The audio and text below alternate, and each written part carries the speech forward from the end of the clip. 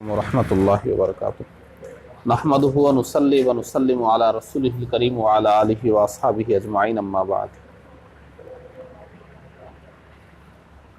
درس سیرت کا 5واں دن ہے۔ سیرت کے متعلق ضروری معلومات بیان کی جا رہی ہیں۔ آج ہم کو یہ سمجھنا ہے کہ حضور صلی اللہ علیہ وسلم کی آمد سے پہلے عرب کے لوگ کس مذہب پر چل رہے تھے، یا وہ اپنا مذہبی رہنما کس کو مانتے تھے، یا مذہب کے سلسلے میں وہ کن شخصیات سے اپنے آپ کو منسوب کرتے تھے، یہ آج جاننے کی کوشش کریں گے۔ آخری نبی جو حضور سے پہلے ہیں وہ حضرت عیسیٰ علیہ السلام۔ عیسیٰ علیہ السلام کے بعد 5 صدیاں گزر گئی، اس کے بعد حضور تشریف لائے۔ لیکن ہم چونکہ عرب پر بات کر رہے ہیں تو ابراہیم علیہ السلام سے ہم آئیں گے، کیونکہ عرب ابراہیم علیہ السلام کی اولاد ہے۔ کیونکہ عرب میں ابراہیم علیہ السلام نے حضرت اسماعیل علیہ السلام کو بچپن میں ہی لا کر چھوڑ دیا تھا، پھر اس کے بعد آپ کی اولاد میں اللہ تبارک و تعالیٰ نے برکت عطا فرمائی اور آپ ہی کی اولاد عرب میں پھیل کر آباد ہوئی۔ ابراہیم علیہ السلام نے، جیسا کہ قرآن مجید کی تفسیر میں آپ سنتے ہوں گے کہ ابراہیم علیہ السلام اور اسماعیل علیہ السلام، ان 2 پیغمبروں کو اللہ تعالیٰ نے خانہ کعبہ کی تعمیر کا حکم فرمایا تھا۔ مشہور بات ہے کہ ابراہیم علیہ السلام اور اسماعیل علیہ السلام نے مل کر خانہ کعبہ کی تعمیر فرمائی۔ پھر اس کے بعد ابراہیم علیہ السلام نے لوگوں کو حج کی دعوت دی۔ ابراہیم علیہ السلام، جیسا کہ ہر پیغمبر کی تعلیم توحید ہوتی ہے، ابراہیم علیہ السلام کی تعلیم بھی توحید تھی۔ ابراہیم علیہ السلام جس مقام پر پیدا ہوئے تھے وہاں بھی بت پرستی ہو رہی تھی، وہاں بھی آپ نے توحید کی دعوت دی۔ پھر وہاں سے ہجرت کر کے آپ جب ملک شام تشریف لائے تو وہاں بھی آپ نے توحید کی دعوت دی، اور آپ نے اپنی اولاد کو توحید پر قائم رہنے کی ہی وصیت فرمائی۔ اور آپ کی اولاد میں کون ہیں؟ پہلے آپ کے 2 فرزند ہیں، ابراہیم علیہ السلام اور اسماعیل علیہ السلام، اسحاق علیہ السلام اور اسماعیل علیہ السلام۔ ابراہیم علیہ السلام کے 2 بیٹے ہیں، اسحاق علیہ السلام اور اسماعیل علیہ السلام۔ اسماعیل علیہ السلام کے بعد کوئی پیغمبر نہیں ہے، ہمارے نبی ہی تشریف لائے۔ لیکن اسحاق علیہ السلام کے بیٹے یعقوب علیہ السلام وہ بھی نبی تھے، ان کے بیٹے یوسف علیہ السلام وہ بھی نبی تھے، اور یعقوب علیہ السلام اور یوسف علیہ السلام ان کا جو علاقہ تھا یہ اس عرب سے ذرا باہر کا علاقہ۔ یعقوب علیہ السلام کا اور یوسف علیہ السلام تو مصر میں تھے، اور ادھر جو موسیٰ علیہ السلام تشریف لائے وہ بھی مصر کا علاقہ ہے۔ تو انبیاء کرام جو اکثر تشریف لائے ہیں وہ عرب کے قریب کے علاقے، عراق میں، شام میں، مصر میں، انہی سب ملکوں میں تشریف لائے ہیں۔ اور پھر اسماعیل علیہ السلام تو عرب میں تھے، تو عرب میں بھی ہو گئے نا پیغمبر۔ تو ابراہیم علیہ السلام کی جو تعلیم تھی وہی اسماعیل علیہ السلام کی بھی تعلیم تھی۔ اسماعیل علیہ السلام نے بھی عرب کو تعلیم دی۔ تو اس تعلیم میں کیا تھا؟ توحید۔ بتوں کی پرستش اس وقت نہیں تھی، سب اسماعیل علیہ السلام پر اور ابراہیم علیہ السلام کی ملت پر ایمان لانے والے تھے، اور جو خانہ کعبہ تعمیر کیا گیا تھا اس کا حج کرنے والے تھے۔ عرب کے لوگ ابراہیم علیہ السلام کے زمانے سے حج کر رہے ہیں، ابراہیم علیہ السلام کے زمانے میں بھی حج کرتے رہے، پھر اسماعیل علیہ السلام کے زمانے میں بھی حج کرتے رہے۔ وہ حج ملت ابراہیمی کے مطابق چلتا رہا۔ پھر اسماعیل علیہ السلام کے بعد چونکہ کوئی نبی نہیں ہے، تو جیسے جیسے زمانہ گزرتا گیا تو ایک زمانہ آیا جب عمرو بن لحی نامی شخص، وہ بیمار تھا تو کسی مقام پر گیا، وہاں سے اس کی بیماری دور ہو گئی، تو وہاں کے لوگوں کو بت پرستی کرتے ہوئے اس نے دیکھا، تو وہاں سے ایک بت لے کر عرب آیا، عرب کے لوگوں کو اس نے بت پرستی سکھائی اور بت پرستی میں مبتلا کر دیا، وہاں سے عرب میں بت پرستی شروع ہوئی۔ اس سے پہلے اچھا وہ جو زمانہ تھا وہ اسماعیل علیہ السلام، ایک طرف اسماعیل علیہ السلام کو رکھیں، دوسری طرف ہمارے نبی کو رکھیں، ان دونوں کے بیچ میں وہ کون سا زمانہ تھا جب عرب میں بت پرستی شروع ہوئی؟ تو حضور کے آبا و اجداد میں اس وقت کون تھے؟ اس وقت تھے حضرت کنانہ۔ جس وقت عمرو بن لحی نے بت پرستی کو رائج کیا، اس وقت یہ حضور کے آبا و اجداد میں ان کا زمانہ چل رہا تھا۔ تو اب جب آپ حضور کا نسب پڑھتے ہیں، حضور کا نسب آپ کیسے چلتے ہیں؟ اب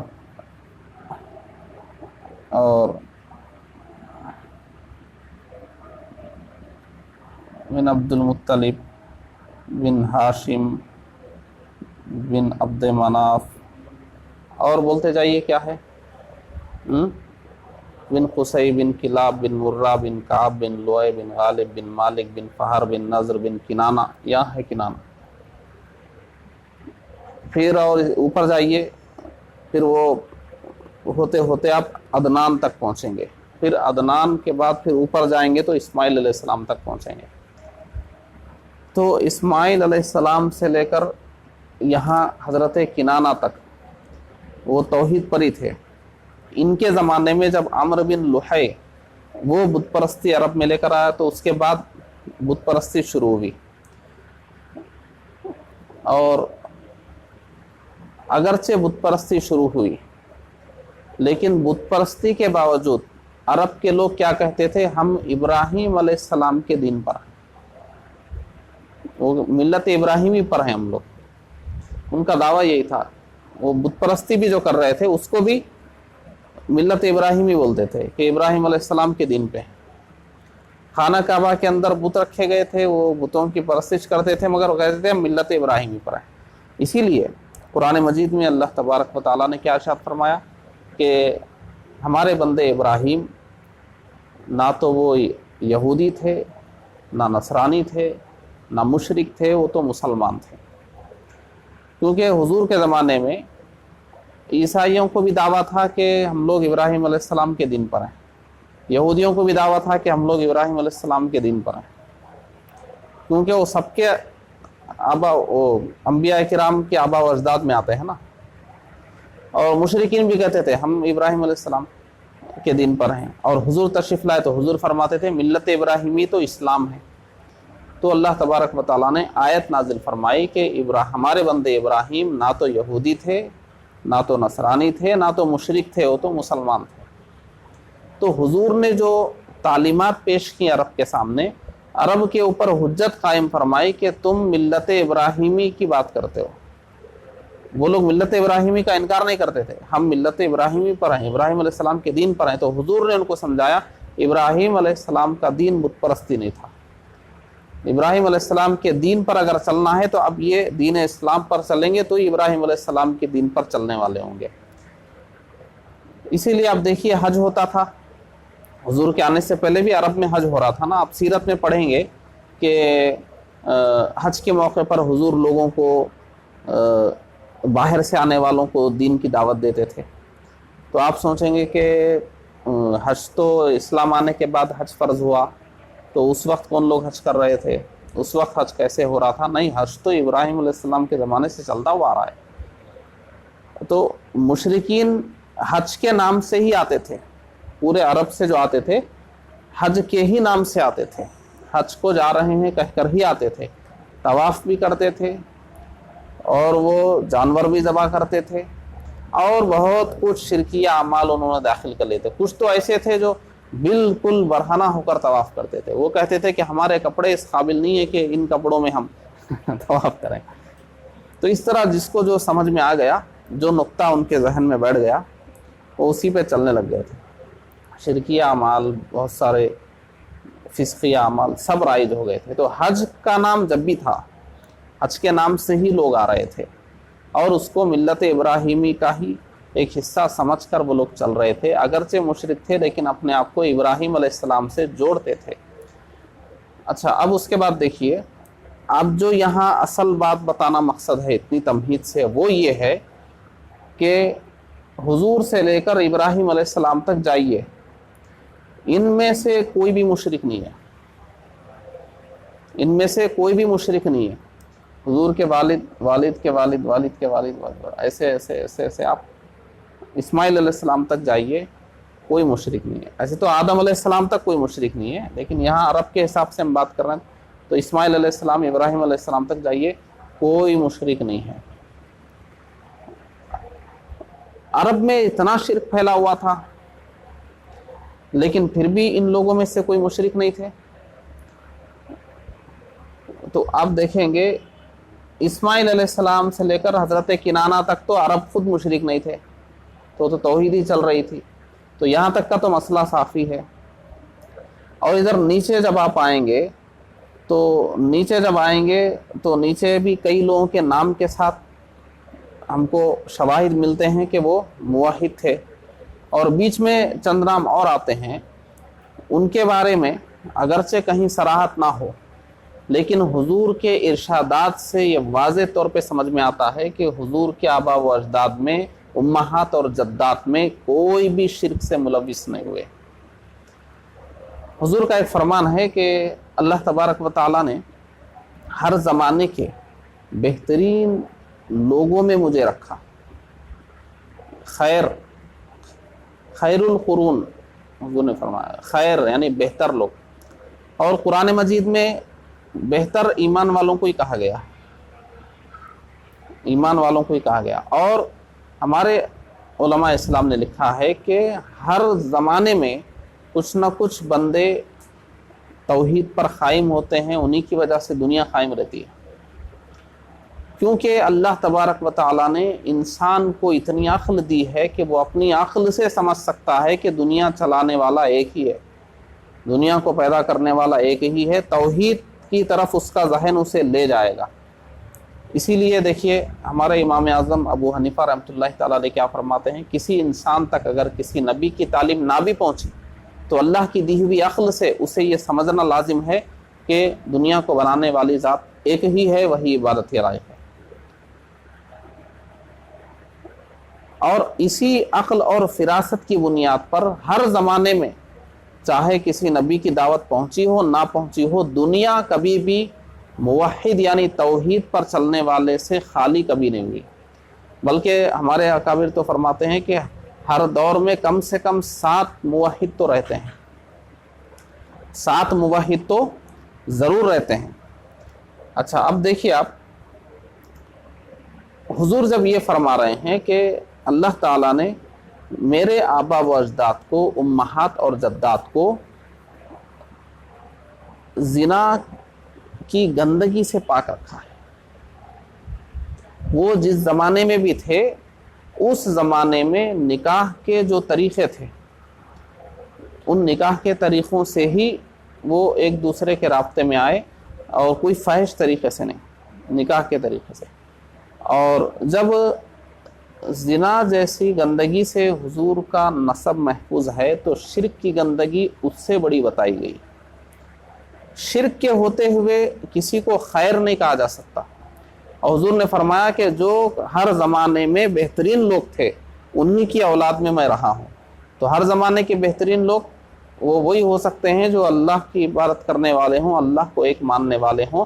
تو اب خلاصہ یہ نکلا کہ حضور کے آبا و اجداد میں آدم علیہ السلام تک آپ جائیے، جو بھی جس زمانے میں رہے ہیں اس زمانے کے یا تو وہ نبی رہے ہیں یا نبی پر ایمان لانے والے رہے ہیں، اگر نبی کا زمانہ ان کو نہیں بھی ملا تو وہ اپنی عقل ہی سے صحیح یا اپنے بزرگوں کی تعلیم ہی سے صحیح یا آسمانی کتابوں کے مطالعے ہی سے صحیح وہ اللہ کو ایک ماننے والے ہی تھے۔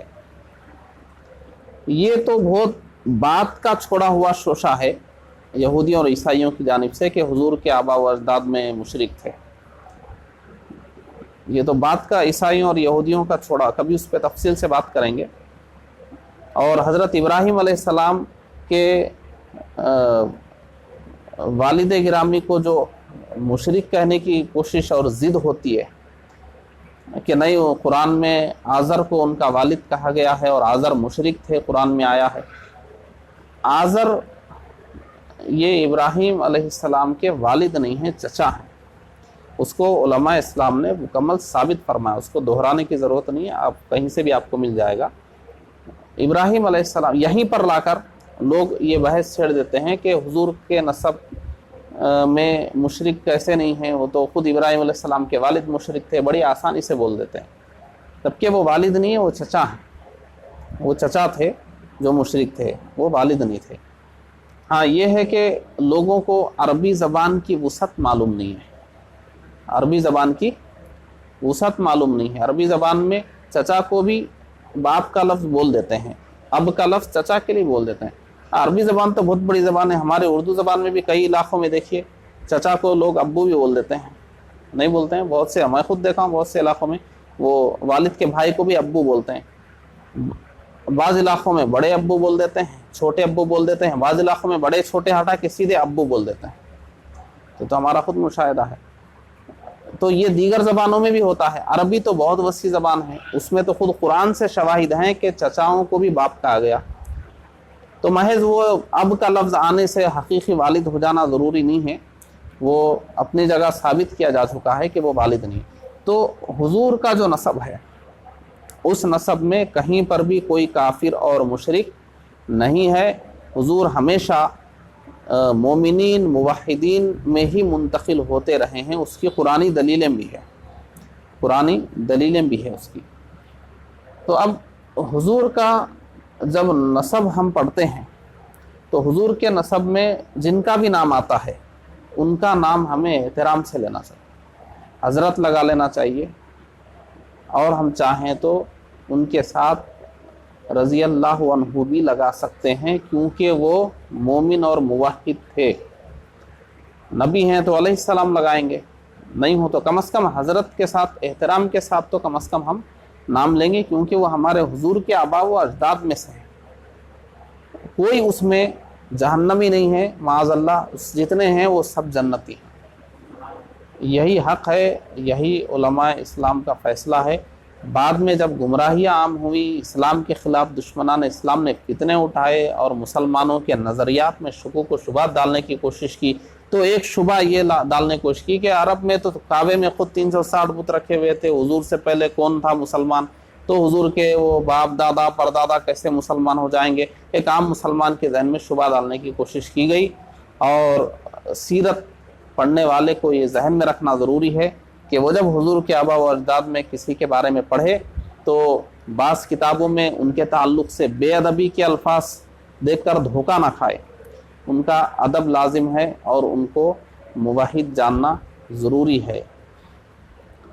اس کے علاوہ دیکھیے آپ، کچھ حضور کے آباء و اجداد ہی نہیں، ان کے علاوہ بھی تھے جو موحد تھے، جیسے اچھا وہ موحد کیسے تھے وہ بھی سن لیجئے، کہ عیسائیوں اور یہودیوں میں بھی موحد تھے حضور کے زمانے سے پہلے۔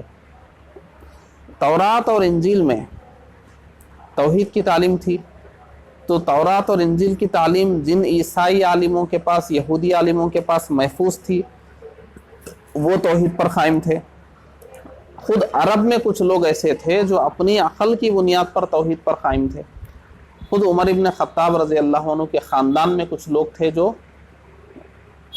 کسی نبی کے تعلیم کے بغیر اپنی عقل سے وہ لوگ سمجھتے تھے کہ یہ بتوں کی پرستش غلط ہے، توحید پر قائم رہنا چاہیے، اللہ ایک ہے دنیا کو بنانے والا، تو وہ اسی ایک کی پرستش کر، بتوں کی پرستش انہوں نے نہیں کی۔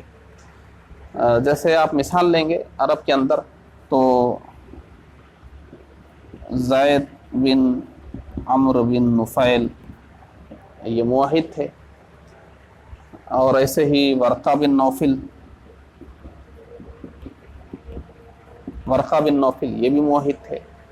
اور یہ تو وہ ہیں کہ پہلی وحی نازل ہونے کے بعد حضرت خدیجہ رضی اللہ عنہا حضور کو ان کے پاس لے گئی تھی، تو انہوں نے فرمایا تھا کہ جب آپ کو یہاں سے مکہ مکرمہ سے نکالا جائے گا تو کاش اس وقت میں طاقتور ہوتا تو آپ کی مدد کرتا وغیرہ۔ تو یہ بھی موحد تھے۔ یہ بھی موحد تھے، اور ایسے بہت سے نام ہیں جو لوگ صرف اپنی عقل سے سمجھ کر اللہ کو ایک مانتے تھے اور عرب میں رائج بت پرستی سے بیزار تھے اور اللہ واحد کی.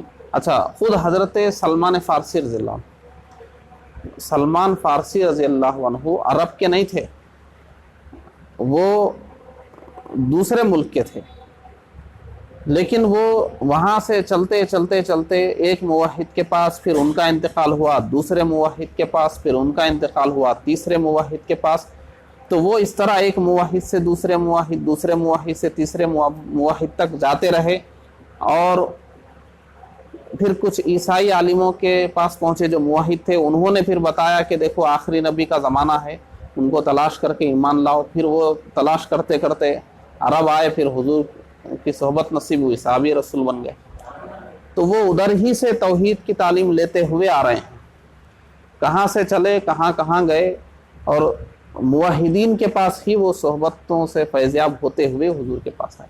تو ایسا نہیں ہے کہ حضور کے آنے سے پہلے دنیا میں سب مشرک تھے. سب مشرک ہوں گے تو دنیا کیسے قائم رہے گی؟ دنیا قائم ہی رہتی ہے کچھ ایمان والوں کی وجہ سے. ایمان والے نہیں ہوں گے دنیا ختم ہو جائے گی.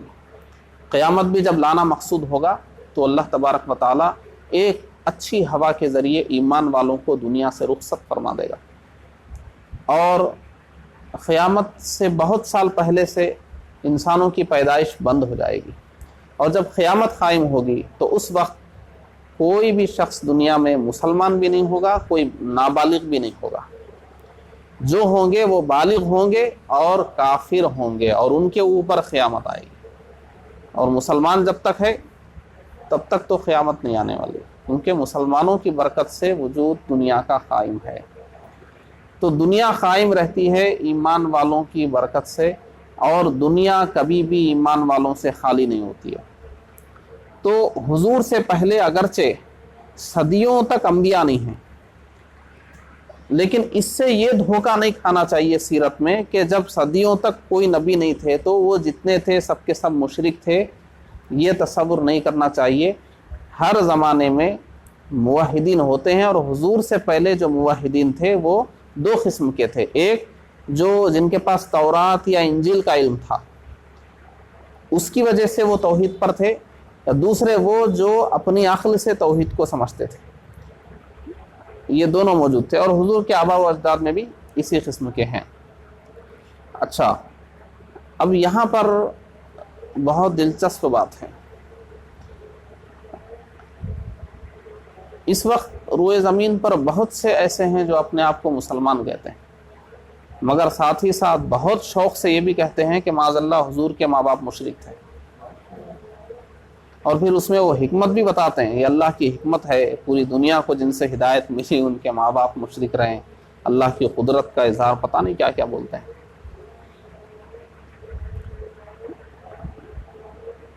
اور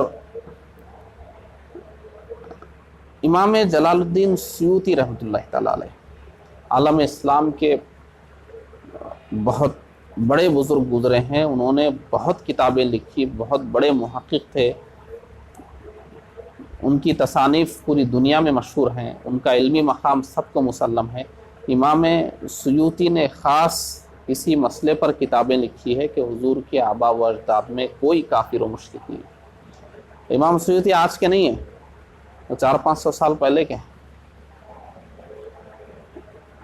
اچھا، ادھر آپ پیچھے جائیں گے، بالکل بہت پیچھے چلے جائیں گے، تو ادھر کیا تھا کہ ادھر کے تقاضے الگ تھے.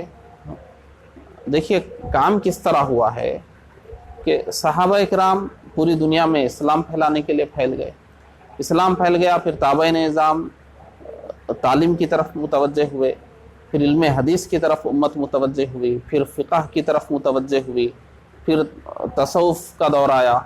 تو اس طرح ضرورتیں کھینچتی رہی. تو یہ جو والدین کا مسئلہ ہے، حضور کے والدین کے مومن ہونے یا نہ ہونے کا مسئلہ ہے، ادھر اس مسئلے کی باری نہیں آئی، یوں سمجھ لیجئے. اس تعلق سے لوگوں میں کوئی فتنہ بھی نہیں اٹھایا جاتا تھا، کوئی اس پہ ڈسکس بھی نہیں کرتا تھا، اور اس جہت سے حضور کی گستاخی کی کوئی کوشش بھی نہیں ہوتی تھی. لیکن بعد میں امام جلال الدین سیوطی کا زمانہ آیا تو اس پر لکھنا ضروری ہو گیا، تو امام سیوطی نے بہت مضبوط دلائل کے ساتھ باضابطہ کتابیں لکھ کر ثابت فرمایا کہ یہ ان لوگوں کا ایمان ثابت ہے، اس کے بہت سے دلائل دیے آپ نے۔ تو اتنی ساری باتیں بتانے سے مقصد یہ ہے کہ آج سیرت پڑھنے والے بہت سے لوگ ایسے ہیں جو ہمارے حضور کے والدین کو مشرک کہتے ہیں، اور آپ کے نسب نامے میں جو لوگ ہیں ان میں سے بھی کئی لوگوں کو مشرک مانتے ہیں۔ یہ سراسر بے ادبی ہے، حضور اکرم صلی اللہ علیہ وآلہ وسلم کے بہت سارے ارشادات کا انکار کرنا ہے، اور خود غیر مسلمین کے سامنے اسلام کو تنقیص کا نشانہ بنانے کے لیے پیش کرنا ہے۔ اور سب سے بڑی بات جو ہمارے علماء اسلام نے لکھی ہے، ایسا کہنے سے معاذ اللہ خود حضور اکرم صلی اللہ علیہ وسلم کو ایذا پہنچتی ہے۔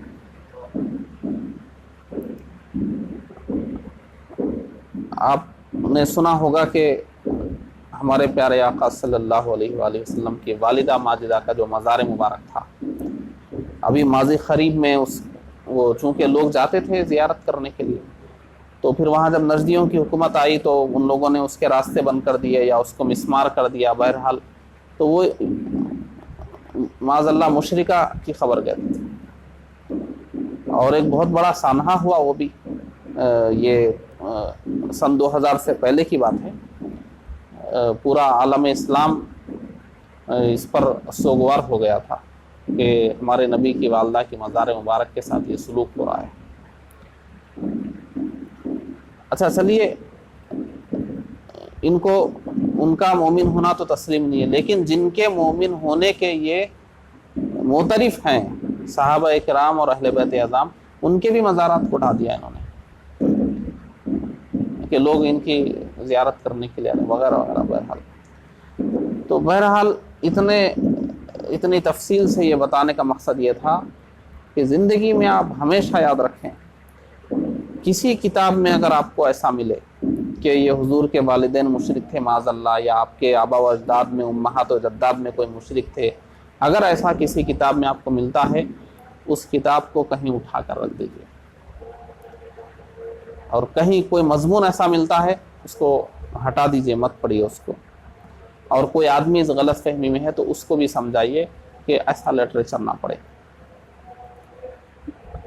اور یہ اس لیے میں اتنا اہتمام سے کہہ رہا ہوں کہ آج کلمہ پڑھنے والے بہت سے لوگ ایسے ہیں جن کو اس مسئلے میں بہت شوق ہے، موضوع بنا کر اس پر بات کرتے ہیں، موضوع بنا کے کتابیں لکھے انہوں نے، موضوع بنا کے ویب سائٹس پر میٹیریل انہوں نے ڈالا۔ ان کا ایک دلچسپی کا موضوع ہے یہ کہ یعنی مسلمان کے دل میں یہ بٹھا دینا کہ معاذ اللہ حضور کے والدین مومن نہیں تھے، اور جب سے وہ حضور کی والدہ ماجدہ کی مزار مبارک کو مسمار کیا، تب سے تو اور ان لوگوں کا اس میں شوق بڑھ گیا ہے کہ اب اپنے عمل کو صحیح بھی ثابت کرنا ہے۔ اور یہ لوگ کوئی بہت دور نہیں رہتے ہیں، آپ نکلے یہیں محلے میں بہت مل جائیں گے آپ کو ایسا بولنے والے، آپ کے معاشرے میں مل جائیں گے۔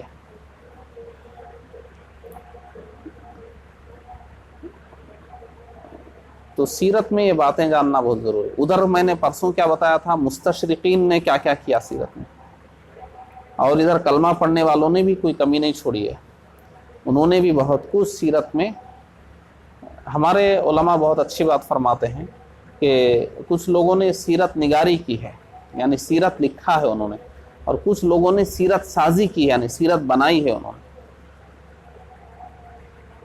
تو سیرت بنانے والے بھی ہیں کہ کسی طرح اپنے حساب سے نہیں، یہ مسئلے کو تو ایسے ہی کرنا ہے، تو کسی طرح کہیں سے کچھ کمزور قسم کے فاسد قسم کے دلائل ہی سے لا کر اس کو ویسا ثابت کرنا ہی ہے۔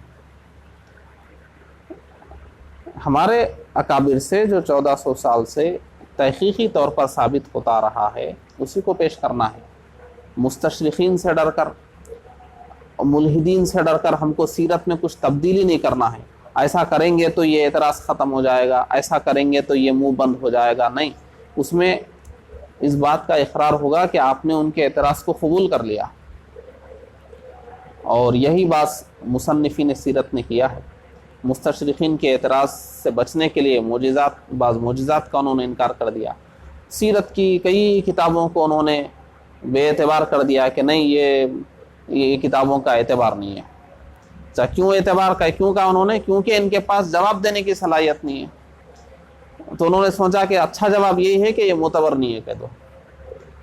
اب وہ آپ کوئی روایت بیان کریں، اس کا جواب دینے کی میرے پاس طاقت نہیں ہے، نہیں روایت ہی غلط ہے، یہ روایت ہی میں نہیں مانتا۔ تو ایسا ہی کیا بعض مصنفین سیرت نے کہ سیرت میں مستشرقین کا اعتراض ہے، ملحدین کا اعتراض ہے، تو انہوں نے نہیں یہ واقعہ وہ اس قسم کی اس لیول کی کتابوں میں ہے، اس کو ہم بھی معتبر نہیں مانتے، اس کے راوی ایسے ہیں، اس کی روایتیں ایسی ہیں، یعنی انہوں نے گویا اب گھٹنے ٹیک دیے ان کے سامنے، اور گویا انہوں نے تسلیم کر لیا کہ مسلمانوں کے پاس جو پیغمبر اسلام کی سیرت رائج ہے اس کو صحیح کرنے کی ضرورت ہے، غلط بھی لکھا ہوا ہے، ایک صحیح سیرت کی ضرورت ہے، گویا یہ قبول کر لینا ہوا۔ تو گئے تھے ان کے اعتراض کا جواب دینے، اور ان کے اعتراض کو انہوں نے مضبوط کر دیا۔ تو ایسی سیرت ہم کو نہیں پڑھنا ہے، اسی لیے